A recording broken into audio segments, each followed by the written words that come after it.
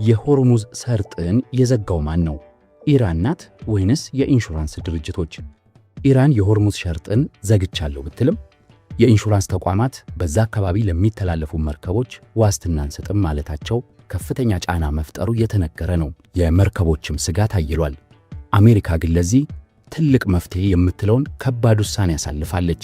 ቅዳሜ ገበያ የኢኮኖሚ ትንታኔዎችን የምትሰሙበት ነው። በእስራኤልና በኢራን በአሜሪካ መካከል በተነሳው እጅግ አደገኛ ግጭት የኢኮኖሚያዊ ጉዳዮች በስፋት እየተነተንን ነው። ከሰሞኑ ዛሬ የምንመለከተው የመድን ዘርፉና የኢትዮጵያንም ሁኔታ ነው። ቅዳሜ ገበያ በርካታ መርከቦች በሆርሙዝ ሰርጥ ዳርና ዳር ቆመዋል። ሆርሙዝ ሰርጥ በጣም አሳሳቢ ደረጃ ላይ ደርሷል። ተዘግቷል የሚሉ አሉ፣ ኢራን ዘግተዋለች የሚሉ አሉ፣ ኢራን አይደለችም የመድን ድርጅቶች ናቸው የዘጉት የሚሉ አሉ። ይህንን በዝርዝር እንመለከተዋለን። እንግዲህ ሆርሙዝ ሰርጥ የሚባለው 3.6 ኪሎ ሜትር ድረስ ጠባብ የሆነ በኢራን የሚያልፍ የነዳጅ ማመላለሻው የዓለም በጣም ወሳኝ ጠባቡ የባህር መተላለፊያ ከሚባሉት መካከል ነው። 20 በመቶ የዓለም ነዳጅ በዚህ ዙሪያ ይንቀሳቀሳል።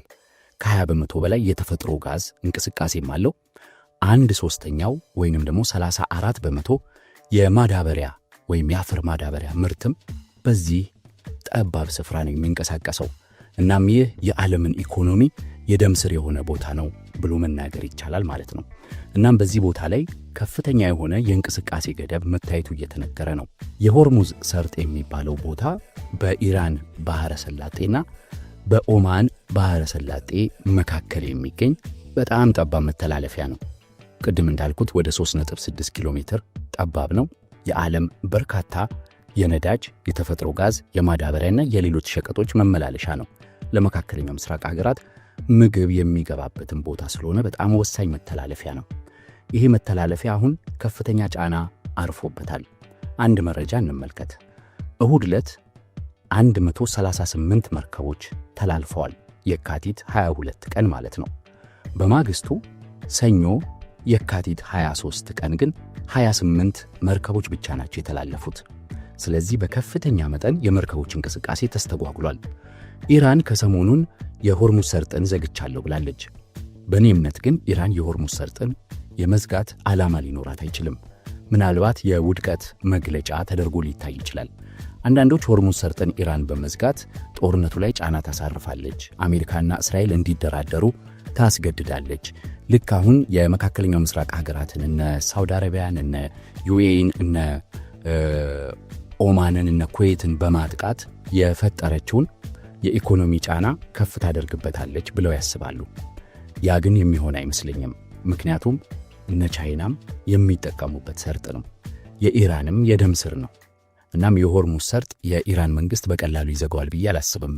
ምናልባት ሊሆን የሚችለው ግን የኢራን መንግስት ወይም የኢራን አብዮታዊ ዘብ የሆርሙዝ ሰርጥ ላይ የሚተላለፉ የእስራኤልና የአሜሪካ የጦር መርከቦች ካሉ ለመቆጣጠር፣ እንደዚሁም ደግሞ ምናልባት ጠላቶች የሚላቸው ሀገሮች ላይ ከፋ ጉዳት ለማድረስ የእነዚህን ሀገራት መርከቦች ጫና ሊያሳርፍ ይችላል።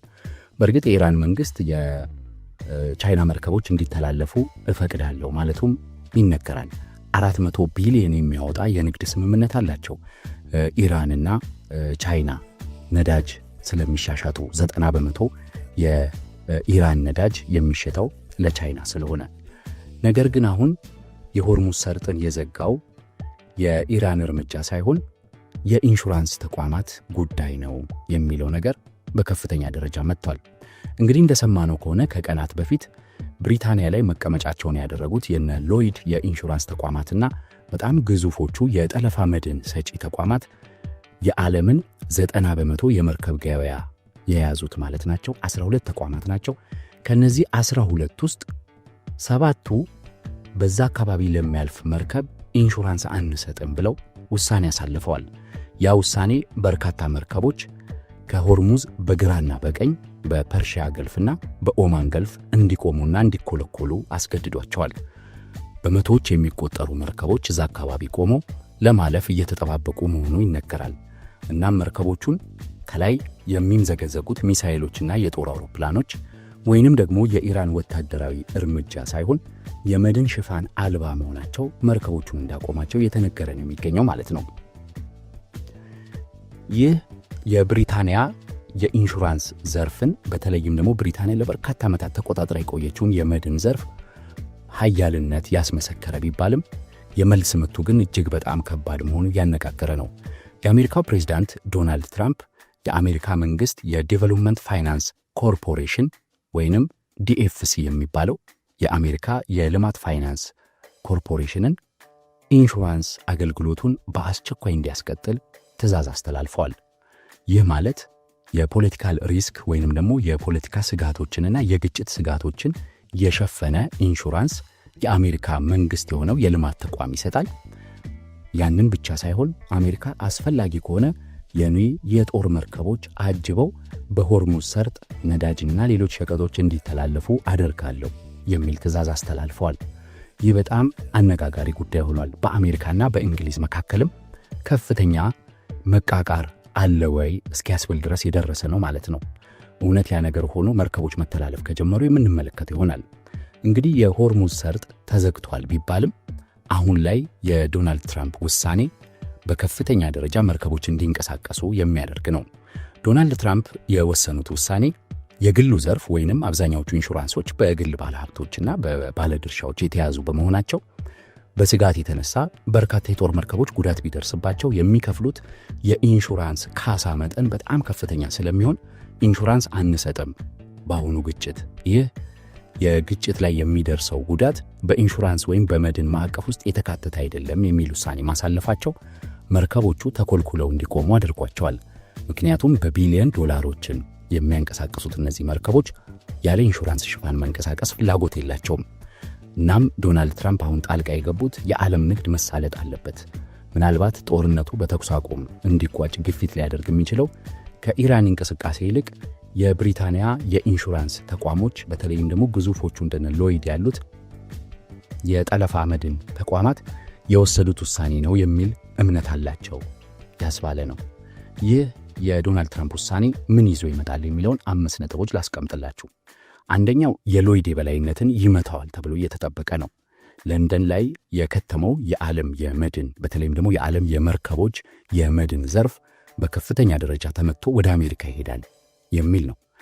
ዋጋም የውልም የስጋት ተንታኞቹም እንግሊዝ ውስጥ ያሉ የኢንሹራንስ ተቋማት ነበሩ በመርከብ ዙሪያ። አሁን ይህ ሁኔታ ወደ ዲኤፍሲ ሊሄድ ነው። በተለይም ደግሞ ዶናልድ ትራምፕ ተመጣጣኝ ዋጋ ያቅርብ ዲኤፍሲ ብለው ማዘዛቸው የሎይድን የበላይነት ሊያንኮታኮተው ይችላል የሚሉ ሐሳቦችን አስነስቷል። በሁለተኛ ደረጃ መንገድ ይከፈታል ነው። መንገድ ተከፍቶ መርከቦች መንቀሳቀስ ይጀምራሉ። ይህ ለዓለም ኢኮኖሚ መልካም ዜና ነው። በሶስተኛ ደረጃ ደግሞ አሜሪካ በጣም ባልተጠበቀና ባልታሰበ ሁኔታ በቢሊዮን የሚቆጠር የኢንሹራንስ ቅድመ ክፍያ ወይም ፕሪሚየም የሚባለውን እንድታገኝ ያስችላታል። በአሁኑ ወቅት በዚህ ጦርነት ብቻ በርካታ ኢንሹራንሶች ከ3 እስከ 5 እጥፍ ዋጋቸው እንደጨመረ እየተገለጸ ነው። የአረቦን ዋጋቸው ወይም ቅድመ ክፍያዎች ማለት ነው ለኢንሹራንስ የሚፈጸሙት። አሁን የመርከብ ተቋማቱ ለዲኤፍሲ ኢንሹራንስ ጥሪ ካቀረቡ የአሜሪካ መንግስት በቢሊዮን ዶላሮች ወደ ካዝናው ያስገባል ተብሎ ይጠበቃል። በአራተኛ ደረጃ ደግሞ አሜሪካ እንዳለችው ኢንሹራንሱን ብቻ ሳይሆን የደህንነት ድጋፉንም ወይም በወታደራዊ መርከቦች አጀብም የምታስከትል ከሆነ የሆርሙዝ ሰርጥን ሙሉ በሙሉ መቆጣጠር ትችላለች። የምትፈልገው መርከብ ይወጣል ይገባል የሚለውንም መፈተሽ ትችላለች ነው። በአምስተኛ ደረጃ ላኪም ገዢም እፎይታ ያገኛሉ የሚለውን ነጥብ ነው ማንሳት የምፈልገው። ሳውዲ አረቢያም ኢራንም ነዳጅ ሸጠው የሚተዳደሩ ሀገሮች ናቸው። ሌሎቹም በዛ አካባቢ ያሉት እነዚህ ነዳጃቸው ያለ ከልካይ ይሄድላቸዋል። እንደነ ቻይና፣ ህንድና ጃፓን የመሳሰሉት ዋና ከዛ አካባቢ ነዳጅ ገዢ የሆኑ ሀገራትም እፎይ የሚሉበት ይሆናል። እናም ላኪም ገዢም ይተነፍሳሉ የሚለው ነው። ነገር ግን የአሜሪካ መንግስት እንዳሰበው በጦር መርከቦቹ አጅቦ የነዳጅን እንቅስቃሴ ሲያሳልጥ የኢራን ወታደራዊ ዘብ ዝም ብሎ ይመለከታሉ የሚለው ምናልባት የምናየው ነው ሊሆን የሚችለው። ኢራን ምን እርምጃ ትወስዳለች የሚለው የሚጠበቅ ይሆናል። እስካሁን ግን መርከቦች እንደተኮለኮሉ ናቸው። በዚሁ አጋጣሚ የዚህን ግጭት የኢትዮጵያን ዳፋ አጠር አድርጌ ላንሳላችሁ። ሌላ ጊዜ በስፋት ልንመለከተው እንችላለን። የፐርሺያ ገልፍና የኦማን ገልፍ በመስተጓጎሉና የሆርሙዝ ሰርጥ አደጋ ውስጥ በመውደቁ ኢትዮጵያ የነዳጅ ዋጋ በከፍተኛ ደረጃ ሊጎዳት ይችላል። አሁን ነዳጅ ወደ $82 አካባቢ ገብቷል በበርሜል። $100 በላይ ያልፋል ተብሎ እየተጠበቀ ነው። ኢትዮጵያ ውስን የውጭ ምንዛሪ ያላት ሀገር በመሆኗ የነዳጅ ዋጋ መናር የውጭ ምንዛሪዋን እንደሚያዳክመው፣ እንደዚሁም በከተሞቻችን የምንመለከተው የነዳጅ ሰልፍ በከፍተኛ ደረጃ እንደሚባባስ ልንገምት እንችላለን። በሁለተኛ ደረጃ አሁን ባለው ውስን የመርከብ እንቅስቃሴ የሀገር ውስጥ የሚገቡ ሸቀጦች ዋጋ መወደዳቸው ስለማይቀር የመርከብ ጭነት ዋጋ እየናረ ስለሆነ ኢትዮጵያ ውስጥ ኢምፖርትድ ኢንፍሌሽን የምንለው ወይም ከውጭ የሚገባ ኢንፍሌሽን ሊባባስ ይችላል። በሶስተኛ ደረጃ የዓለም 1/3 ወይም ሲሶ የአፈር ማዳበሪያ የሚመጣው ከዚህ ቀጠና ስለሆነ በግብርና ምርቷም ላይ ጫና ማሳረፉ የማይቀር ነው የሚሆነው። የአሜሪካ እርምጃ ምናልባት ይህንንም ቀለል ሊያደርገው ይችላል። ነገር ግን የሆርሙዝ ሰርጥ በአሜሪካ ኃይል ታጅቦ መሳለጡን ይቀጥላል ወይንስ ኢራኖች እንደዛቱት እየነጠሉ መርከቦችን ለመምታት የሚራመዱበት ይሆናል የሚለው አሁንም ዋናው ጥያቄ ነው።